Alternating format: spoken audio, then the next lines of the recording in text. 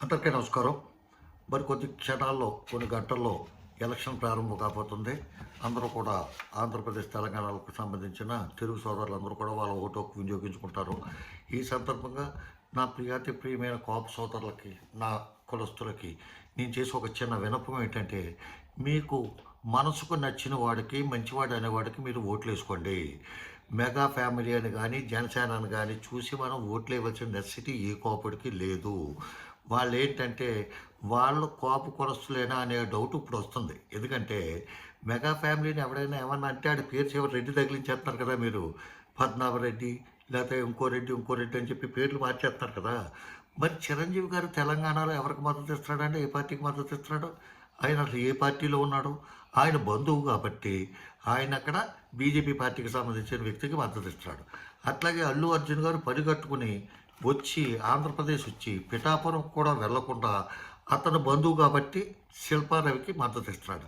ఇప్పుడు శిల్పా రవి నాయుడు అయిపోయాడా, లేకపోతే కొండా విశ్వేశ్వర నాయుడు అయిపోయాడా? అది కరెక్ట్ పద్ధతి కాదండి. ఎందుకంటే వాళ్ళు బాగానే ఉన్నారు, వాళ్ళ కులంలో వాళ్ళు తప్ప అందరినీ కూడా బయట కాస్ట్ రెడ్లనే పెద్ద పెద్ద జమీందారులు, కోటీశ్వర్లైన రెడ్లతోనే అందుకున్నారు. కానీ చిరంజీవి గారికి ఉన్న ముగ్గురు పిల్లలు కానీ, నాగబాబు గారికి ఉన్న ఇద్దరు పిల్లలు కానీ, లేకపోతే ఇంకొకరు కానీ ఎవ్వరూ కూడా కాపు కులస్తులు ఎవ్వరూ అందుకోలేదు. వాళ్ళు కాపులంటే అసహ్యం వాళ్ళకి. అది మీరు ఎవరు గమనించుకోవట్లేదు. అటు కాపు కులం అంటే మాత్రం వాళ్ళకి సర్వీస్ చేయాలి. వాళ్ళు మాత్రం కాపులతో ఎవరితో అందుకోరు, సంబంధాలు అందుకోరు. రెడ్లతో సంబంధాలు అందుకుంటారు. రెడ్ల ఎలక్షన్లు వస్తే వాళ్ళకి డైరెక్ట్గా వెళ్ళి ట్విట్టర్ ద్వారానే వాటి ద్వారానే డైరెక్ట్గానే వెళ్ళి వాళ్ళ మద్దతులు ప్రకటించి వాళ్ళు రెడ్ల కోసం పాకులాడతారు. అప్పుడు బాధ ఉంటుంది ఈ కాపులు ఎవరికే కూడా. ఇప్పుడు అల్లు అరవింద్ రెడ్డి అయిపోతాడా, చిరంజీవి రెడ్డి అయిపోతాడా, లేకపోతే శిల్పారవి నాయుడు అయిపోతాడా, లేకపోతే విశ్వేశ్వరరెడ్డి గారు విశ్వేశ్వర నాయుడు అయిపోతాడా? కొంచెం మనసు పెట్టి, బుర్ర పెట్టి ఆలోచించండి. అది ఏదో కొంచెం ఆగతాయితనంగానే, లేకపోతే అభిమానులు ఏదో గంతులేశారని చెప్పి చదువుకున్న వాళ్ళు కొంతమంది అడ్వకేట్సు ఇంక వాళ్ళు కూడా ఏదైనా మాట్లాడితే వీడు పేటీఎం గాడు, వీడు పావలా గాడు, వీడు ఇటువంటి యూట్యూబ్ చూడకూడదు, యూట్యూబ్ చూస్తే వీడికి ఏదో కోట్లు వచ్చేస్తున్నాయి. యూట్యూబ్ చూస్తే కోట్లు వచ్చేసి పనివైతే ప్రతి కూడా ప్రాక్టీస్ చేసుకుని ఇంటికాడ కూర్చొని యూట్యూబ్లో పెట్టుకోండి. ఇవన్నీ ఎన్ని కోట్లు వచ్చేస్తుందో మీకే తెలుస్తుంది, ఎంత దోల తీరుతుందో కూడా మీకే తెలుస్తుంది. ఎందుకని చెప్పి మనసుకు నచ్చిన మంచి వ్యక్తికి ఓటేసుకున్నాడు, ఏ పార్టీ అని చెప్పి చూడకండి. ప్రత్యేకించి జనసేన వాళ్ళు కంకణ కట్టుకుని వెళ్ళిపోయి తెలుగుదేశానికి మద్దతు ఇచ్చేవలసినంత నెసెసిటీ మనకి ఏమీ కనపట్లేదు. జనసేనకి ఏ పదవి లేదు. నిన్న ఆయన పిఠాపురంలో వంగాకేతగా ఆ పార్టీ అధ్యక్షుడు ఆ పార్టీ గెలిచాక ఈవిడేమో డిప్యూటీ సీఎం చేస్తా అన్నాడు.